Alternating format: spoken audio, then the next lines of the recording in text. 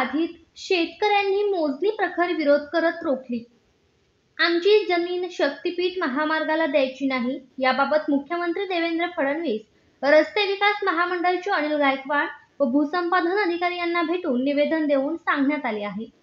पहिल्या दिवशी आमची जमीन द्यायची नाही असे सांगितले असतानाही सलग आज तिसऱ्या दिवशी मोजणीला आलेले तासगाव तहसीलदार व मोजणी अधिकारी यांच्या समोर बोंबलून शेतकऱ्यांनी आक्रोश केला व चले जाऊच्या जोरदार घोषणाबाजी केली।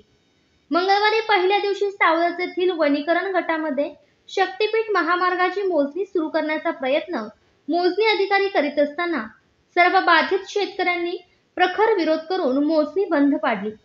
तालुक्यातील गव्हाण, वज्रचौंडे, मतकुणकी, नागाव, कवठे येथे शेतकऱ्यांनी विरोध करून मोजणी रोखली आहे। शक्तीपीठ महामार्ग हा रद्दच करण्याच्या जोरदार दिल्या घोषणा। शेतकरी एकजूट व निर्धार मजबूत असल्यामुळे 1 इंचही जमीन शक्तीपीठ महामार्गाला देणार नसल्याने सर्व शेतकऱ्यांनी तहसीलदार व अधिकारी यांना ठणकावून सांगितले। यावेळी राज्याध्यक्ष भाई दिगंबर कांबळे, राज्य संपर्क प्रमुख शरद पवार गव्हाण, रमेश कांबळे, रवी साळुंके, सुनील कांबळे, प्रदीप इसापुरे, बाळासाहेब लांडगे, दिनकर निकम, पिंटू कांबळे, संभाजी वांढरे, डॉक्टर गजानन पाटील, सागर यादव, दत्ता पाटील, चंद्रकांत वांढरे, प्रमोद पाटील व बाधित शेतकरी उपस्थित होते।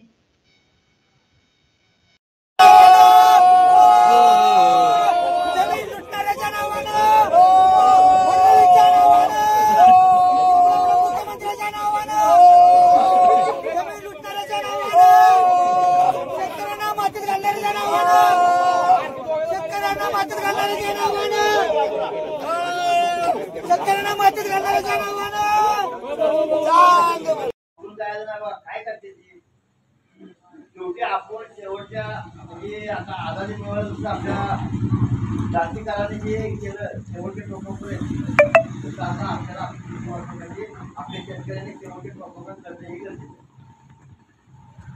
त्यामुळं लोकांना म्हणायचं नाही आपण का हजर राहिलं हे आपण आपल्याला प्रश्न विचारायचा। आज एखादं जड असेल चेअरमन आला नाही म्हणून का आज तुम्हाला बघितलं तर दुसरा मग आपोआपच येते, त्यामुळे काही अडचण येत नाही। त्यामुळे आता हे बाजूला ठेवा, पक्ष चिन्ह बाजूला ठेवा, नेते मंडळी बाजूला ठेवा आणि इथे हजारवाद शेतकरी हाच पक्ष आपला एकच शेतकरी पक्ष पण नाही, शेतकरी हे आपली जात आहे किंवा आता मनोज दादा जरांगेने 1.5 कोटी माणसं गोळा केली तरी तुम्ही दिली त्यांच्या हातावर। आपल्याला जे ज्या वाटला सगळ्या मराठ्याने म्हणजे आता कुठल्या दुसऱ्या जातीत असतात त्याच्या विरोध बोलते असं नाही, पण हे असं असताना पण जर म्हणून दादाला हे अशी अवस्था करत असतील तर तुम्ही आम्ही शेतकरी आता मूठभरच आहे, पण ही मूठ त्या मुठीनं ठोसा मारला जातो, त्या मुठीनं ठोसा मारला जातो हे आता दाखवून द्यायचं। 12 जिल्ह्यातले सगळे जे सरदार जनतेने निवडले ते पितृ झाल्या, त्यामुळे जनतेनं तर हे लढा जमवायचा 12 जिल्ह्यातले।